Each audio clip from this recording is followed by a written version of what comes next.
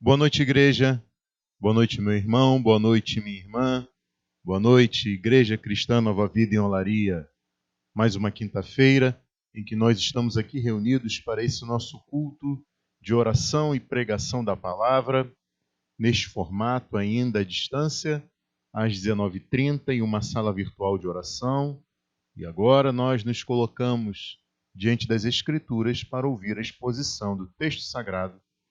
E eu peço que você abra sua Bíblia no Salmo de número 16. O texto para a nossa meditação nesta noite é o Salmo de número 16. Salmo de Davi, Salmo de número 16.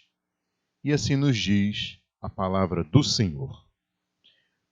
Protege-me, ó Deus, pois em ti me refugio. Ao Senhor declaro: tu és o meu Senhor. Não tenho bem nenhum além de ti.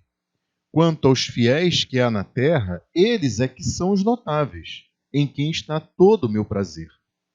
Grande será o sofrimento dos que correm atrás de outros deuses.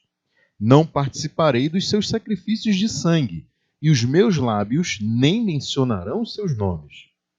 Senhor, tu és a minha porção e o meu cálice, és tu que garantes o meu futuro. As divisas caíram para mim em lugares agradáveis. Tenho uma bela herança. Bendirei o Senhor, que me aconselha. Na escura noite, o meu coração me ensina. Sempre tenho o Senhor diante de mim. Com ele, à minha direita, não serei abalado.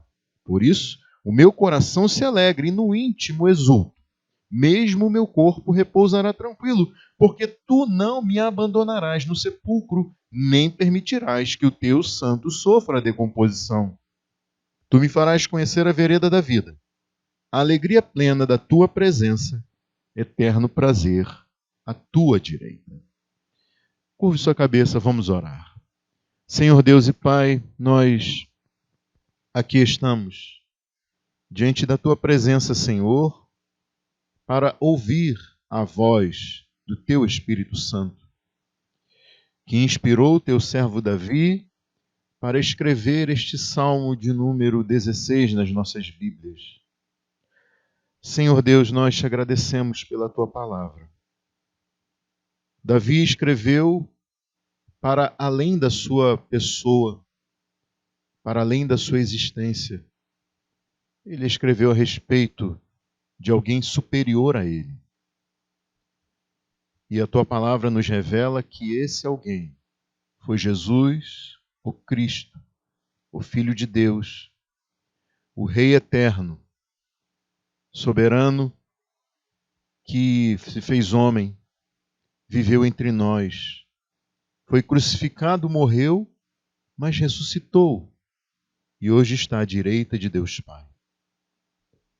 Ó Deus Todo-Poderoso, que nós possamos olhar para este salmo e vermos que não há outro bem maior. Não há algo mais desejável do que ter o Senhor como nosso Deus.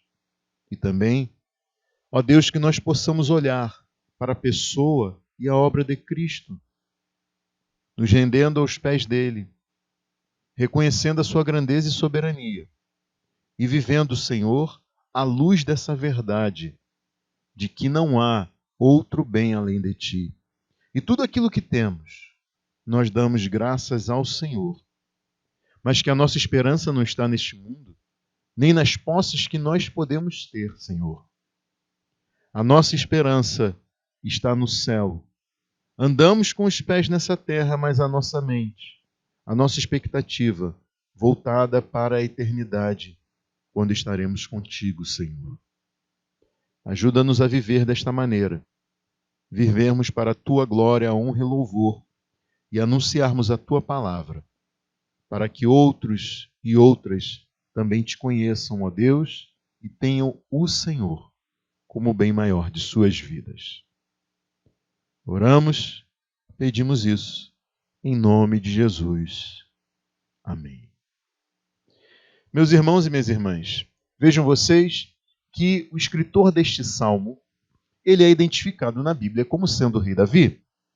E neste salmo, Davi, ele fala de uma herança, mais valiosa, mais preciosa e mais duradoura que qualquer herança em bens materiais que alguém poderia receber.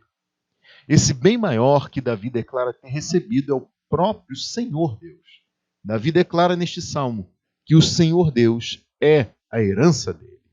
Este salmo apresenta a seguinte estrutura. No versículo 1, nós vemos uma declaração de confiança em Deus. Davi declara sua confiança em Deus no versículo 1. E daí, nos versículos 2 a 6, nós vemos declarações de Davi de contentamento em Deus. Declarações de contentamento em Deus nos versículos 2 a 6. E em seguida, nos versículos 7 a 11, nós vemos declarações de ações de graça pela comunhão com Deus. Davi faz declarações de ações de graça pela comunhão com Deus nos versículos 7 até o de número 11. E então nós vemos confiança, contentamento e comunhão. Confiança em Deus, contentamento em Deus e comunhão com Deus. Davi declara sua confiança em Deus para hoje, o seu contentamento em Deus para o dia a dia e as suas ações de graças pela comunhão com Deus para além mesmo da sua própria morte.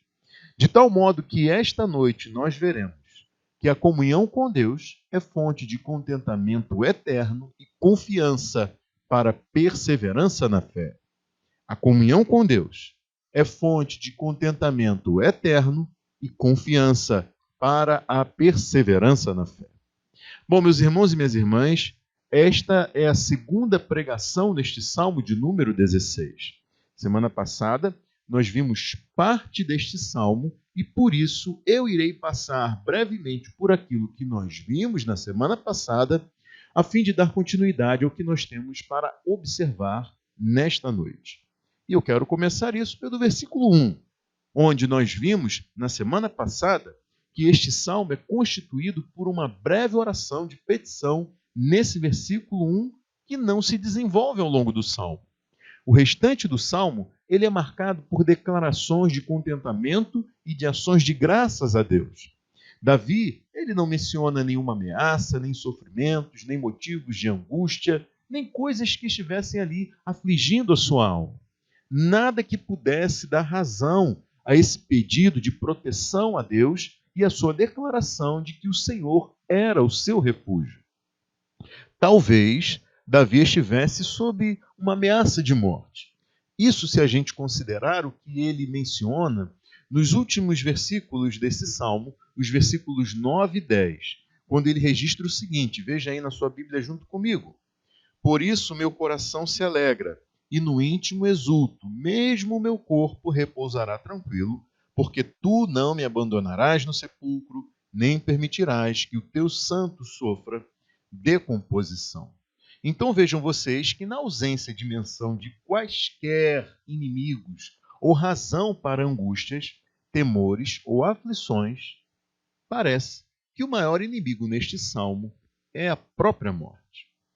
Na semana passada, nós também vimos que neste salmo, Davi faz declarações de contentamento em Deus, nos versículos 2 a 6.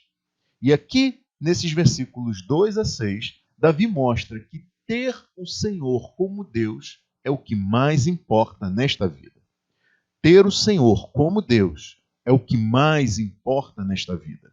Vejam vocês que o versículo 2, ele registra o seguinte: ao Senhor declaro, tu és o meu Senhor, não tenho bem nenhum além de ti.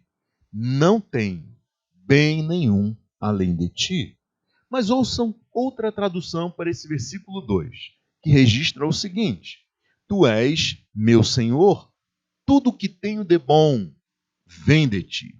Então percebam que uma tradução diz, não tenho bem nenhum além de ti, e a outra registra, tudo o que tenho de bom vem de ti.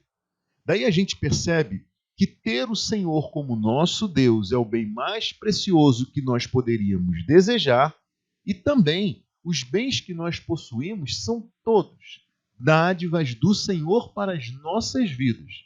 E por essas coisas nós também devemos dar graças a Deus. Agora vejam que o versículo de número 3, ele registra o seguinte: quanto aos fiéis que há na terra, eles é que são os notáveis, em quem está todo o meu prazer. Uma outra tradução para esse versículo 3 registra o seguinte: quanto aos santos que há na terra, eles são os notáveis, nos quais tenho todo o meu prazer. Uma tradução diz quanto aos fiéis que há na terra, e a outra quanto aos santos que há na terra. Esses fiéis ou santos aos quais Davi se refere são aquelas pessoas que mantêm fidelidade à aliança estabelecida por Deus com o seu povo. Eles são santos no sentido que pertence ao povo que foi escolhido e separado dos demais povos da terra para adorar ao Senhor e servir de luz para as nações. A palavra santo tem esse significado de separado. Então, esses santos mencionados por Davi são justamente aqueles que foram escolhidos e separados por Deus dos demais povos da terra para adorá-lo, para servi-lo e também para servirem de luz para as nações. E vejam vocês que hoje há fiéis e santos com os quais nós podemos desfrutar da companhia deles. E eu digo isso porque, falando sobre os crentes em Jesus, o apóstolo Pedro, ele registrou o seguinte, 1 Pedro 2,9: vocês são geração eleita, nação santa, povo exclusivo de Deus, chamados das trevas para a luz. E Pedro aqui utiliza para os crentes em Jesus os termos que eram utilizados para o povo da aliança com Deus no Antigo Testamento, Israel. Hoje, esse povo santo ao qual Davi se refere é formado pelas pessoas que se arrependem dos seus pecados, que creem em Jesus Cristo como único, suficiente, exclusivo e definitivo Salvador, e a Ele essas pessoas submetem as suas vidas, o reconhecendo como Senhor e vivendo para a glória dele. Vejam que Davi, ele comunga dos mesmos valores dessas pessoas, e por isso o prazer dele é estar na companhia dessas pessoas. É por isso, meus irmãos e minhas irmãs, que o nosso prazer é estar nesta Assembleia dos Santos, que constituem a igreja na qual nos reunimos, especialmente aos domingos, para nós cultuarmos ao Senhor Deus. Ainda que grupos se reúnam regularmente, por exemplo, na terça-feira para a oração das mulheres, presencialmente lá na nossa igreja, ou na quinta-feira à distância para a oração e uma sala virtual, ou então nos sábados para o culto celebrado lá na nossa igreja, pelos adolescentes e jovens. Meus irmãos e minhas irmãs, o nosso prazer deve estar em participarmos dessa Assembleia dos Santos e estarmos na companhia daqueles que são fiéis a Deus. O versículo 4 revela um grande contraste entre esses fiéis e santos e aqueles que correm atrás de outros deuses. Vejam aí comigo o versículo de número 4. Grande será o sofrimento dos que correm atrás de outros deuses. Não participarei dos seus sacrifícios de sangue, e os meus lábios nem mencionarão os seus nomes. Então vejam que enquanto há prazer para o crente em estar com os fiéis e santos, deve haver um desprazer para o crente em participar do que fazem aqueles que correm atrás de outros deuses. Ao invés de comungar do que há na roda dos ímpios, pecadores e zombadores, nós devemos ser luz em meio às trevas. Nós devemos fazer a diferença entre essas pessoas. Nós não devemos ser confundidos com elas. Devemos resplandecer a luz do Evangelho, isso sim, por meio das nossas palavras e ações entre essas pessoas. Nós devemos fazer isso em oração e na esperança de que esses amigos, amigas, colegas venham também a se tornar nossos irmãos e irmãs por meio da fé em Cristo. Não digo que nós não devemos ter relacionamento com tais pessoas, mas não comungar daquilo que elas fazem, e sim sermos diferença entre elas, a fim de anunciarmos o Evangelho que pode salvá-las. Davi continua fazendo as suas declarações de contentamento em Deus ao longo deste salmo. E meus irmãos e minhas irmãs, daqui em diante, nós começamos a ver o que não foi tratado na semana passada. E daí vejam vocês que os versículos 5 e 6 desse salmo registram o seguinte: Senhor, tu és a minha porção e o meu cálice. És tu que garantes o meu futuro. As divisas caíram para mim em lugares agradáveis. Tenho uma bela herança. Ouçam outra tradução para esses versículos 5 e 6, que registra o seguinte: Somente tu, Senhor, és a minha herança, meu cálice de bênçãos. Tu guardas tudo que eu possuo. A terra que me deste é agradável, que herança maravilhosa. Vejam, então, que a linguagem usada aqui por Davi tem relação com a divisão da terra prometida ao povo de Israel. A posse e a herança da terra entre os israelitas eram bens preciosos e inalienáveis, meus irmãos e minhas irmãs. E se fosse o caso de perder a posse da terra, de ter de se desfazer de uma herança familiar, isso era motivo de grande pesar para o israelita. E a própria lei deles, a própria lei dos israelitas, estabelecia certas regras para que a propriedade familiar ela fosse restabelecida, neste caso, a quem tivesse negociado as suas terras para o pagamento de dívidas. Ainda assim, esses versículos, eles exigem uma explicação adicional para o que Davi está apontando aqui neste salmo, para aquilo que ele tinha a intenção de comunicar. Percebam que Davi, ele declarou lá no versículo de número 2, não possuir nenhum bem além do Senhor Deus. No versículo de número 2, Davi declara: Tu és o meu Senhor, não tenho bem nenhum além de ti. E agora, ele declara aqui nesse versículo de número 5 que o Senhor é a sua porção.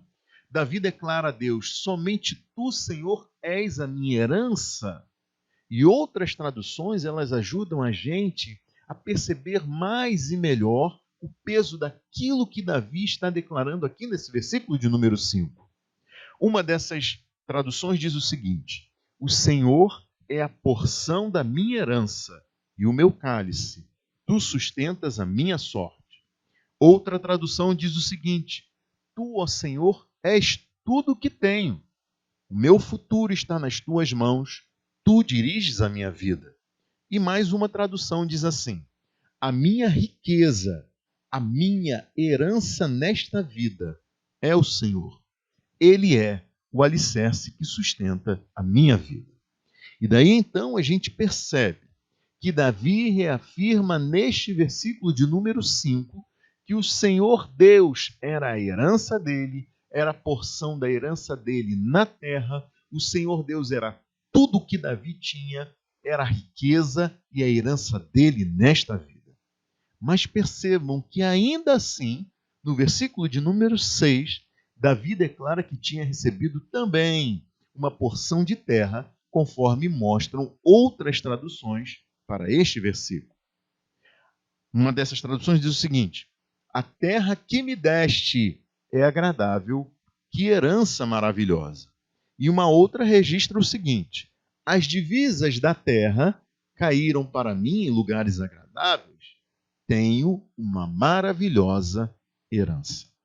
Então é curioso que Davi afirme que o Senhor é o seu maior bem e a porção da sua herança entre os israelitas, para depois, no versículo de número 6, ele destacar a sua porção de terra, a sua herança das divisas da terra entre o seu povo. E eu digo isso porque Davi fazia parte da tribo de Judá, mas ele usa neste salmo uma linguagem que era muito mais apropriada para os descendentes da tribo de Levi.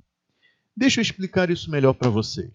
Vejam, todas as tribos de Israel receberam uma porção da terra prometida, menos uma delas. Essa era a tribo de Levi. E a explicação para isso remonta ao tempo em que Deus se revelou a Israel e levou o seu povo que estava cativo na escravidão ao Egito para a liberdade. Esse povo foi caminhando pelo deserto no sentido da terra prometida. lá no deserto, a caminho da terra prometida, Deus estabeleceu sua aliança com o povo e ordenou como ele deveria ser adorado. Para isso, o Senhor deu orientações a Moisés para que fosse construída uma tenda especial que foi chamada de tabernáculo. Neste tabernáculo deveriam ser realizados os sacrifícios diários e os sacrifícios especiais a Deus. Os responsáveis pelos rituais e pela manutenção do tabernáculo eram os descendentes da tribo de Levi, aqueles chamados de levitas. Por isso, Moisés e Arão, vejam vocês, eles eram irmãos e eram também descendentes de Levi. Porém, Arão foi designado por Deus como sumo sacerdote e os filhos de Arão foram nomeados sacerdotes nesse tabernáculo. Dali em diante, apenas os descendentes de Arão tinham ordens para exercer o ofício sacerdotal, que se diferenciava dos demais levitas pelo fato de que os sacerdotes eram aqueles responsáveis pelos sacrifícios. Então, os serviços de culto no tabernáculo eram prestados pelos levitas e pelos sacerdotes. A Bíblia, ela registra que os levitas não receberam porção própria na divisão da terra prometida. Nem os levitas, nem os sacerdotes. Vejam o que está registrado, ouçam o que está registrado em Números, capítulo 18, versículo 20. Disse o Senhor a Arão: você não terá herança na terra deles, nem terá porção entre eles. Eu sou a sua porção e a sua herança entre os israelitas. Agora ouçam o que está registrado em Deuteronômio 10:9. Os levitas não têm nenhuma porção de terra ou herança entre os seus irmãos. O Senhor é a sua herança, conforme o Senhor, o seu Deus, lhes prometeu. Então, diferente dos demais descendentes das outras 11 tribos de Israel, os descendentes da tribo de Levi não receberam porção de terra própria, nem herança entre os israelitas. A tribo de Levi foi declarada como uma porção especial de Deus, separada, consagrada e santificada dentre os israelitas. Como bem disse o Senhor, Ele mesmo, o Deus de Israel, seria a porção e a herança dos levitas e sacerdotes. Os levitas e sacerdotes não receberam bens próprios como os demais israelitas. As terras que eles ocupavam tinham sido cedidas, doadas das heranças das outras tribos. Os animais que eles criavam tinham sido dados como oferta pelas demais tribos de Israel. A provisão dos seus alimentos era parte das ofertas entregues pelos israelitas na adoração ao Senhor lá no tabernáculo. Então, mais do que quaisquer outros descendentes das demais tribos, os levitas e sacerdotes, eles podiam dizer que tudo que eles possuíam tinham como fonte o Senhor Deus, e mais, a herança maior deles era o Senhor Deus. Na verdade, o maior bem que eles tinham não eram as terras que eles ocupavam, nem os rebanhos dos quais eles cuidavam, nem a porção de alimentos que eles recebiam dos sacrifícios. O maior bem dos levitas e sacerdotes era o Senhor, o Deus de Israel. E daí percebam comigo, meus irmãos e minhas irmãs, que coisa fantástica. Davi, ele se vale aqui no Salmo de número 16, de uma linguagem própria dos levitas e sacerdotes, e aplica isso a si mesmo, ainda que ele fosse descendente de outra tribo, da tribo de Judá. Bom, mas aí você pode estar pensando, bom, isso é muito interessante, mas o que isso tem a ver comigo? O que isso tem a ver conosco? Vejam que a Bíblia afirma que Jesus Cristo foi descendente da tribo de Judá. E mais do que isso, Jesus foi o descendente prometido por Deus ao rei Davi e que reinaria para sempre. Jesus é aquele que foi prometido por Deus ao rei Davi como o rei que reinaria para sempre. Porém, conforme registrado de forma profética pelo próprio rei Davi em outro salmo, o de número 110, esse descendente especial a quem o Senhor Deus prometeu que seria rei para sempre, ele também teria um ofício sacerdotal. Então, esse descendente prometido a Davi seria rei e sumo sacerdote para sempre. E o Novo Testamento, ele confirma isso e afirma que Jesus tem um ofício sumo sacerdotal diferente e superior àquele de Arão e dos seus descendentes. Mais ainda, o Novo Testamento afirma que a igreja de Cristo na terra, ela é identificada como um reino sacerdotal a serviço do Senhor Deus. Então, meus irmãos e minhas irmãs, os crentes em Cristo são essa versão dos levitas, daqueles que serviam a Deus, daqueles que não tinham bem nenhum neste mundo, daqueles que não possuíam herança nesta terra, porque a porção e a herança dos levitas, assim como a porção e a herança dos crentes, é o Senhor. A terra destinada aos crentes não tem a ver com as suas propriedades neste mundo. Os crentes em Cristo viverão eternamente com Deus em seu reino celestial. A pátria deles não está nesta terra. O fundamento da vida e a esperança dos levitas e dos crentes não está nesta terra, mas no Senhor. E é por isso que os crentes em Cristo podem dizer hoje, junto com Davi: Tu és o meu Senhor, não tenho bem nenhum além de ti. O Senhor é a porção da minha herança. Senhor, tu és a minha herança, o meu cálice de bênçãos. Tu, Senhor Deus, és tudo o que eu tenho. O meu futuro está em tuas mãos. Tu diriges a minha vida. Meus irmãos e minhas irmãs, pensem comigo, diante dessa verdade bíblica, como você deve viver diante e debaixo dessa perspectiva. Pense como deve ser viver de forma diária, considerando esta verdade afirmada nas Escrituras. Como será que isso pode impactar a vida, a sua vida, como você tem vivido no seu dia a dia? Que mudanças essa verdade pode promover em sua vida e sua caminhada de fé neste mundo? Meus irmãos e minhas irmãs, a comunhão com Deus é fonte de contentamento eterno e de confiança para a perseverança na fé. Meus irmãos e minhas irmãs, Davi encerra esse salmo fazendo declarações de ações de graças pela comunhão com Deus. É o que nos mostram os versículos 7 até o de número 11. Ele declara no versículo 7, veja aí comigo na sua Bíblia: Bendirei o Senhor que me aconselha, na escura noite o meu coração me ensina. Vejam que o Senhor é o conselheiro de Davi. E aqui nós vemos que o coração do servo de Deus, ele é acessado ao fim do dia. E a palavra do Senhor que foi lida ou foi ouvida reverbera e ecoa em meditação.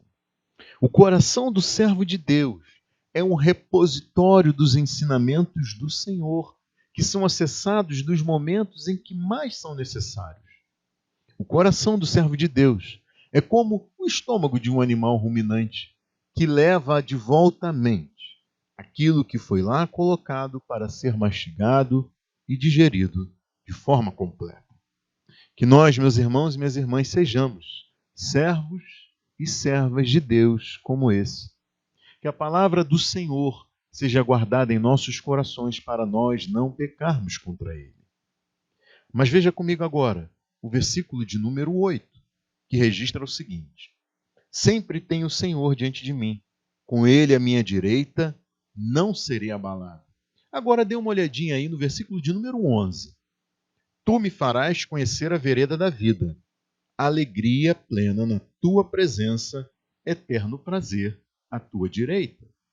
No versículo 8 nós lemos: Sempre tem o Senhor diante de mim, com Ele à minha direita, não serei abalado. E no versículo 11: Tu me farás conhecer a vereda da vida, a alegria plena da tua presença, eterno prazer à tua direita. Então percebam que Davi faz menção a dois posicionamentos em relação a Deus. Em um, nós vemos que ter o Senhor diante de nós significa declarar que Deus é quem guerreia por nós. É Ele que vai à nossa frente. Ter o Senhor à nossa direita significa que Deus é o nosso braço forte, em quem nós podemos confiar e com quem nós podemos contar. Estar diante do Senhor é estar na presença de Deus. Significa estar em paz e em segurança. Estar à direita do Senhor significa estar em posição de honra. Por um lado, nós temos o Senhor à nossa frente, guiando-nos os passos que devemos trilhar, lutando junto conosco, ou melhor, guerreando por nós. Termos o Senhor à nossa direita significa que nele podemos confiar, que ele é o nosso conselheiro, o nosso ajudador, que ele nos instrui, que ele nos dirige.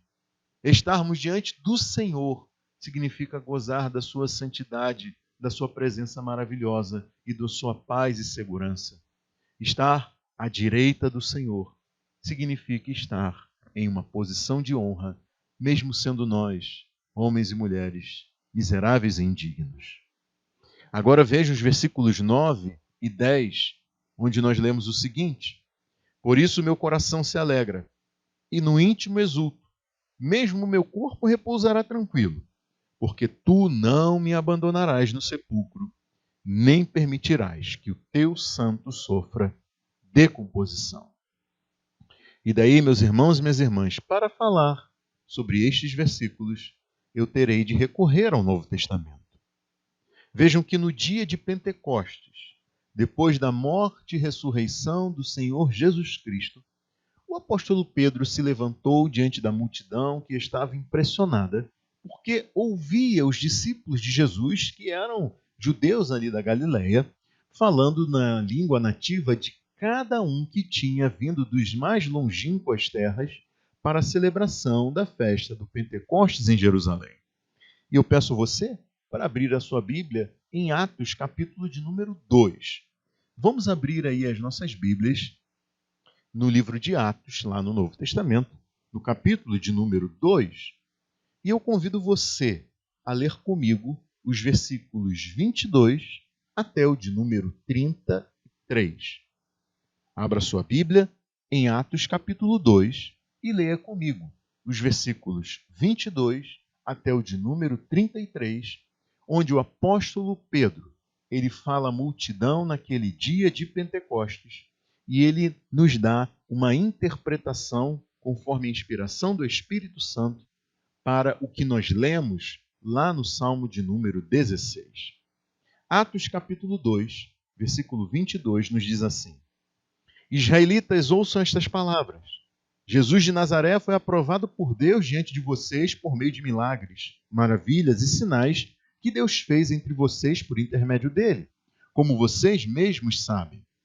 Este homem lhes foi entregue por propósito determinado e pré-conhecimento de Deus, e vocês, com a ajuda de homens perversos, o mataram, pregando-o na cruz.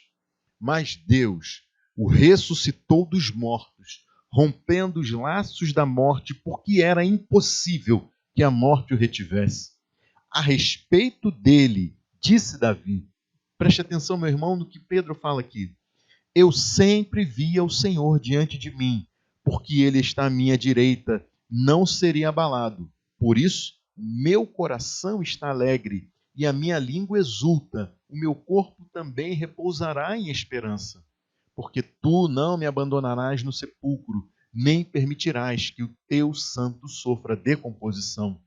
Tu me fizeste conhecer os caminhos da vida e me encherás de alegria na tua presença. E percebam comigo que Pedro está citando aqui justamente o Salmo de número 16, os versículos 8 até o de número 11.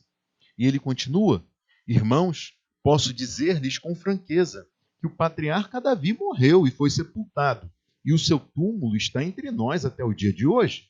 Mas ele era profeta e sabia que Deus lhe prometera sob juramento que colocaria um dos seus descendentes em seu trono. Prevendo isso, falou da ressurreição do Cristo, que não foi abandonado no sepulcro e cujo corpo não sofreu decomposição.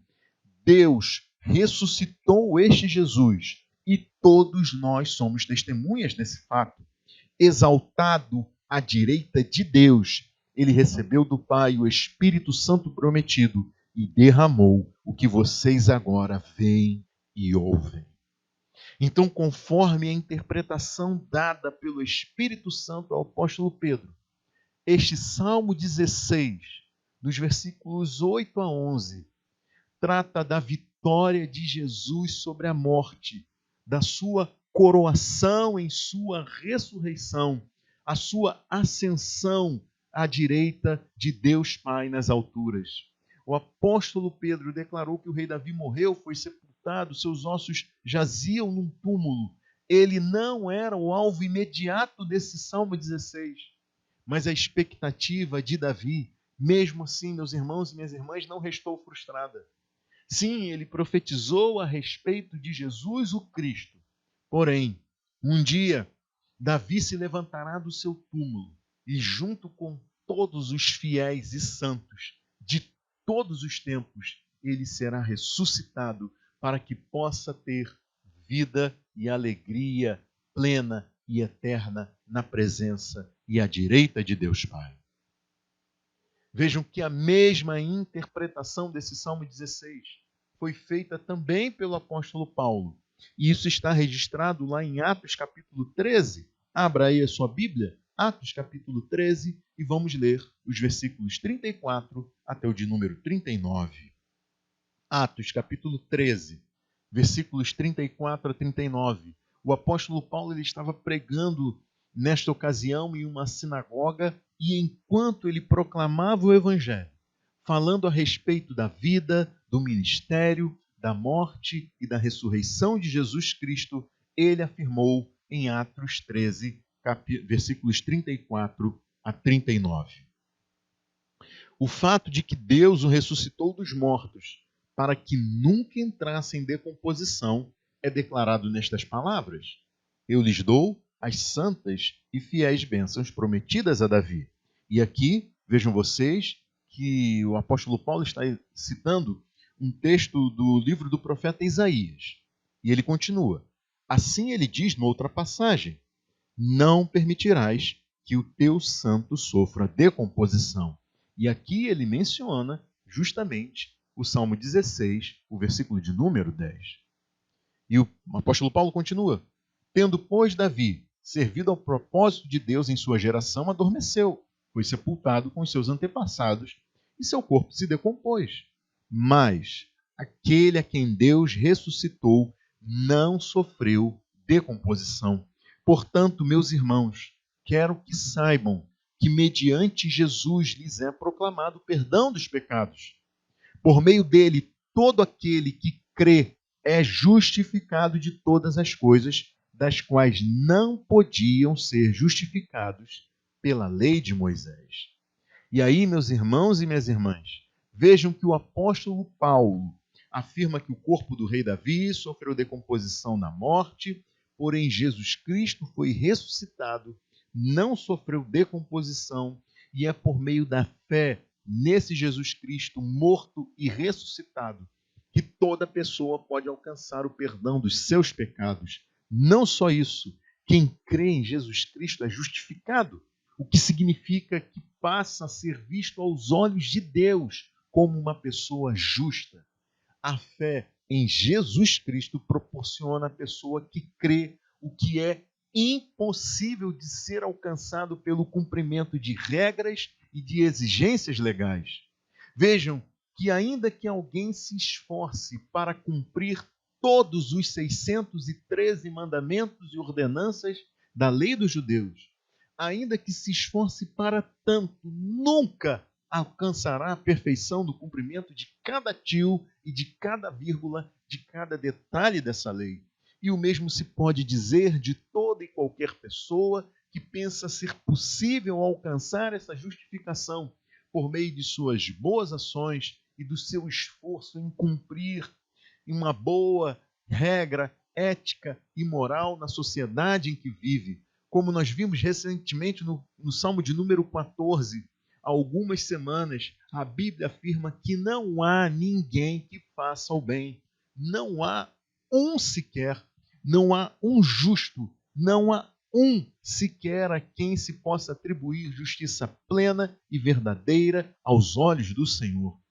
Mas por meio de Jesus Cristo, o único santo, justo e digno dentre todos em todas as eras, o único que não cometeu nenhum pecado, por meio dele, que se entregou à morte para pagar a dívida de pecadores e pecadoras com a justiça de Deus, somente por meio da fé nele é que nós podemos ser perdoados e justificados. Somente pelos méritos de Cristo, que são declarados sobre quem não tem mérito nenhum, é que nós, pecadores, somos justificados diante de Deus. E daí então, seguindo o que os apóstolos disseram sobre Jesus, é que a gente pode ver que o real cumprimento do versículo 11 do Salmo de número 16, que declara que, Davi declarando que teria eterno prazer à direita do Senhor, este salmo ele se cumpre plenamente em Jesus. É Jesus quem está à direita de Deus Pai, que foi exaltado e está hoje em posição de honra e de destaque, exaltado sobre tudo e sobre todos, de tal modo que diante dele todos se prostrarão e reconhecerão que ele é o Senhor. A Bíblia revela que um dia todas as pessoas serão ressuscitadas. Todas. Os que creram em Cristo serão colocados à direita do Senhor em sua glória celestial e receberão a coroa da vida. Apocalipse 2:10. Reinarão com a mesma autoridade de Deus Pai que foi concedida por Cristo.